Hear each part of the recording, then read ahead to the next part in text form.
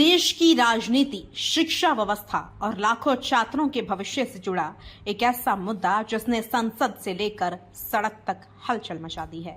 एक तरफ छात्र आंदोलन कर रहे हैं, दूसरी तरफ विपक्ष सरकार पर लगातार हमलावर है।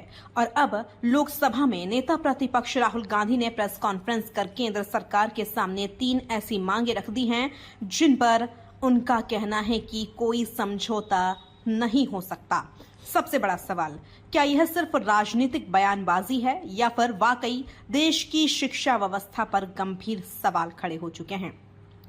आज की इस रिपोर्ट में समझेंगे राहुल गांधी ने आखिर क्या कहा, सरकार से उनकी 3 मांगें क्या है, इन मांगों के पीछे क्या तर्क दिए हैं और अगर सरकार इन मांगों को नहीं मानती है तो इसका राजनीतिक और सामाजिक असर क्या हो सकता है। आइए शुरुआत करते हैं। देश भर में कथित नीट पेपर लीक और प्रतियोगी परीक्षाओं को लेकर चल रहे विवाद के बीच कांग्रेस सांसद और लोकसभा में नेता प्रतिपक्ष राहुल गांधी ने शनिवार को एक प्रेस कॉन्फ्रेंस की। इस दौरान उन्होंने दावा किया कि उनकी बातचीत उन छात्रों से हुई है जो आंदोलन और अनशन कर रहे हैं। राहुल गांधी का कहना है कि छात्रों ने उनके सामने 3 स्पष्ट मांगे रखी हैं और इन मांगों पर किसी तरह का समझौता स्वीकार नहीं किया जाएगा। यहीं से इस पूरे विवाद ने राजनीतिक मोड़ ले लिया। राहुल गांधी की पहली और सबसे बड़ी मांग केंद्रीय शिक्षा मंत्री धर्मेंद्र प्रधान को तत्काल पद से हटाया जाए। राहुल गांधी ने आरोप लगाया कि शिक्षा मंत्रालय परीक्षा व्यवस्था को संभालने में विफल रहा है।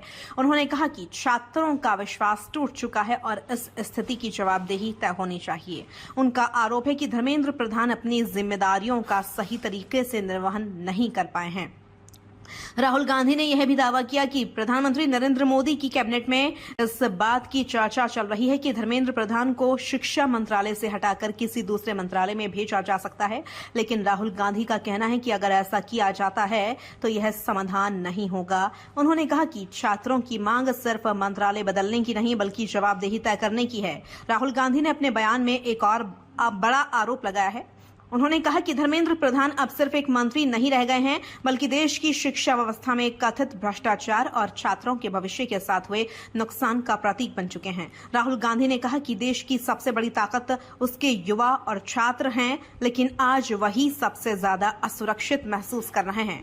उन्होंने कहा कि अगर छात्रों का भरोसा परीक्षा व्यवस्था से उठ जाएगा तो इसका असर केवल एक परीक्षा पर नहीं बल्कि पूरे देश के भविष्य पर पड़ेगा।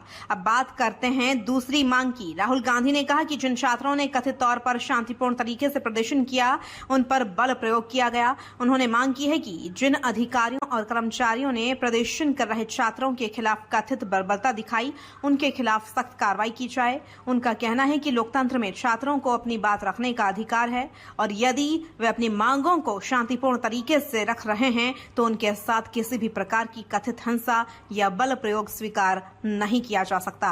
अब तीसरी मांग और शायद सबसे राजनीतिक मांग, अब आपको सुनाते हैं राहुल गांधी ने क्या कहा। राहुल गांधी ने कहा कि प्रधानमंत्री नरेंद्र मोदी देश के छात्रों से सार्वजनिक रूप से माफी मांगे। उनका तर्क है कि यदि परीक्षा व्यवस्था में गंभीर गड़बड़ियां हुई हैं, यदि लाखों छात्रों का भविष्य प्रभावित हुआ है तो सरकार की जिम्मेदारी बनती है कि वह छात्रों के सामने जवाबदेह बने। राहुल गांधी ने कहा कि माफी मांगना कमजोरी नहीं बल्कि जिम्मेदारी स्वीकार करने का प्रतीक होता है। राहुल गांधी के इस बयान के बाद राजनीतिक हलकों में चर्चाएं तेज हो गई हैं। एक तरफ विपक्ष इस मुद्दे को छात्रों के भविष्य और शिक्षा व्यवस्था से जोड़ रहा है, दूसरी तरफ सरकार पहले ही भी कहती रही है कि परीक्षा प्रणाली को मजबूत बनाने और गड़बड़ियों पर कार्रवाई करने के लिए आवश्यक कदम उठाए जा रहे हैं। अब सवाल यह है कि क्या सरकार राहुल गांधी की मांगों पर कोई प्रतिक्रिया देगी? क्या शिक्षा मंत्रालय की ओर से कोई नया कदम उठाया जाएगा?